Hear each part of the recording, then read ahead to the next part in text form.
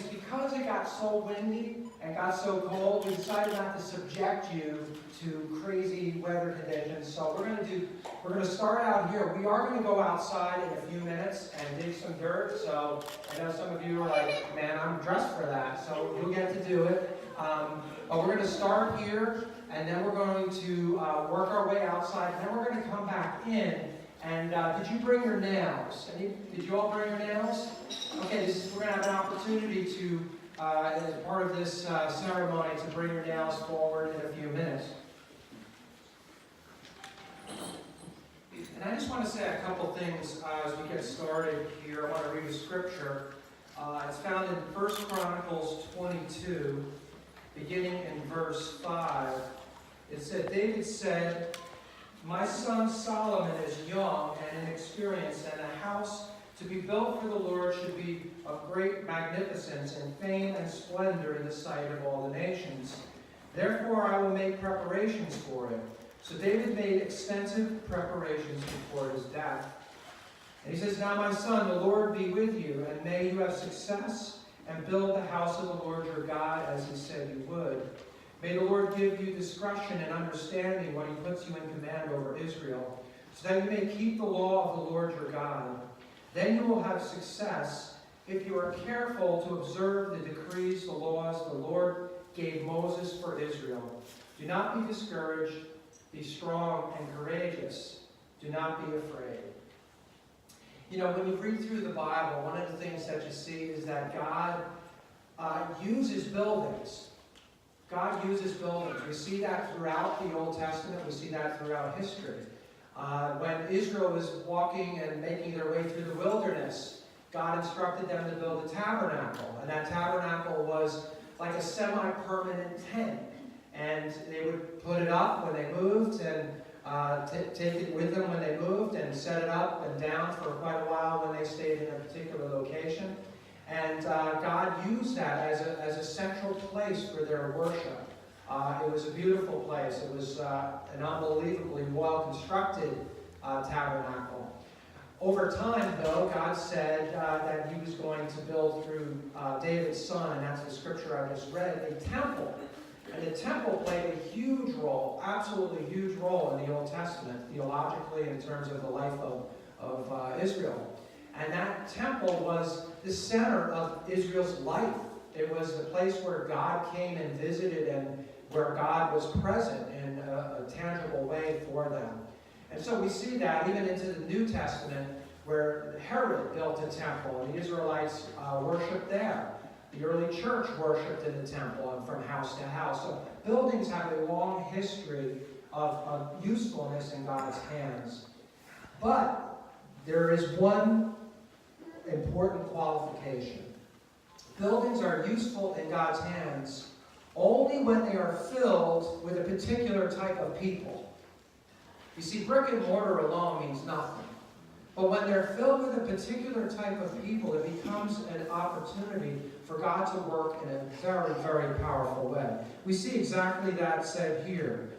David is saying to his son Solomon, "I'm going to do all the preparations so that you can build this temple, because this building will matter. But in the end, it's only secondary to something else." He says, "I am praying that you will have discretion and understanding so that you may keep the law of the Lord your God. Then you will have success.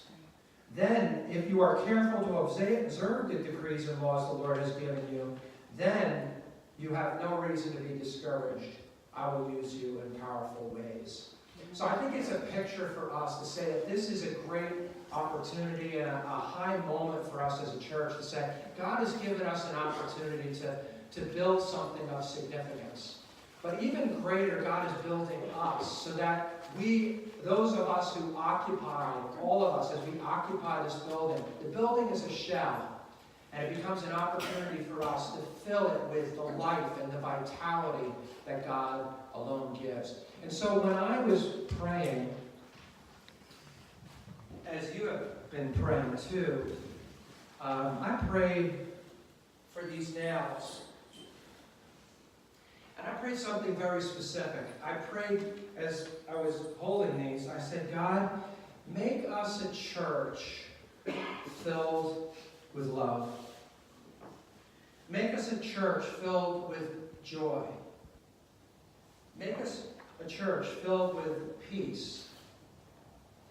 Make us a place filled with patience and love and goodness and faithfulness and self-control and grace and salvation and hope and new life. And I prayed over all these nails, and I just kind of laid down before the Lord and said, Lord, help us to be that place where people come in and say, man, what an amazing building.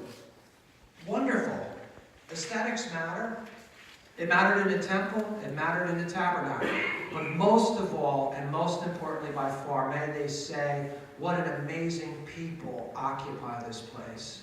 Because it's only then, when we honor Him and love Him with all our heart, soul, and mind and strength, that God works powerfully through us. Brick and mortar does nothing. But we as His people, we have a powerful God working in us. And I look forward to seeing exactly what He's going to do.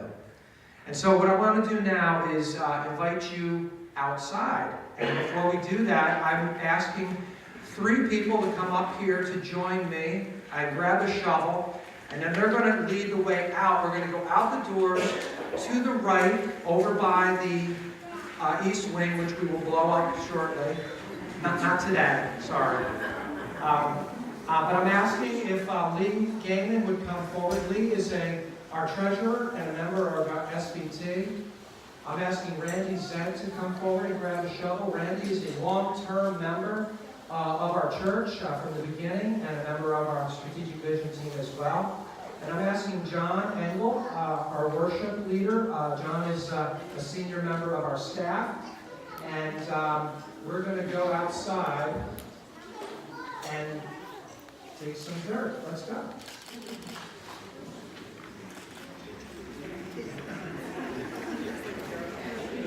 So I should come forward. Yeah, you better get there.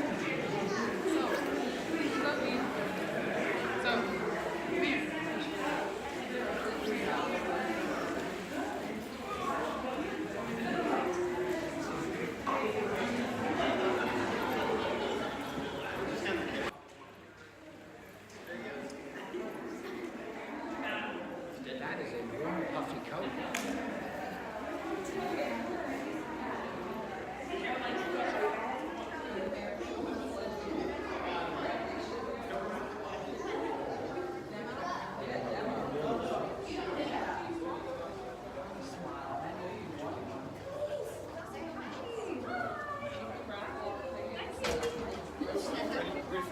Oh, yeah, table.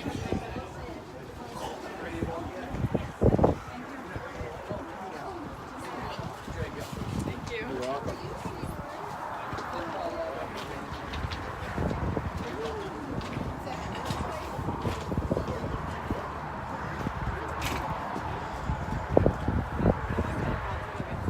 I don't think I think they go back in when they're full.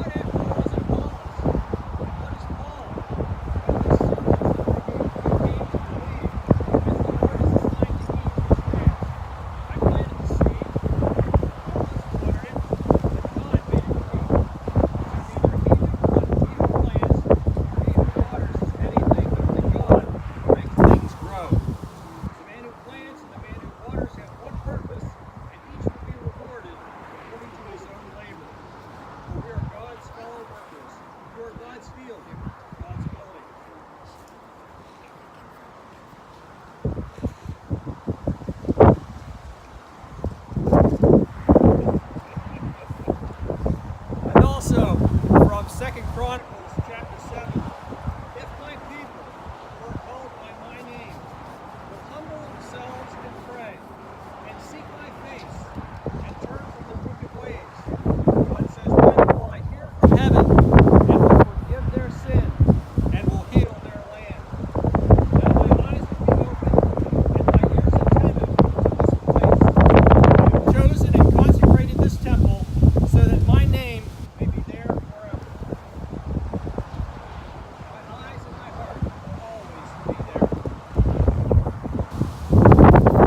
We've come now to the one who has made all this possible, and we give Jesus, our Lord and Savior, all the glory and praise today. Today we honor you, Lord, as we break ground. We praise you as we break ground. We shine for you as we break ground. We offer hope to the world as we break ground.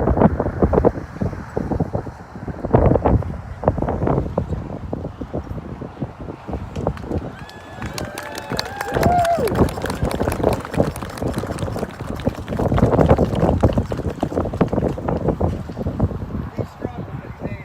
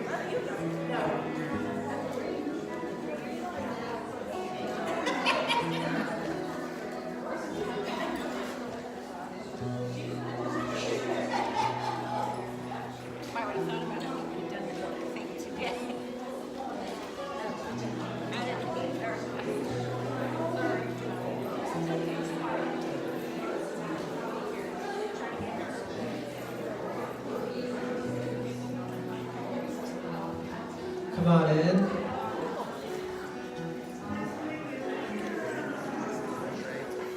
In a minute, we're going to give you an opportunity to put your nails up front and place them on this table.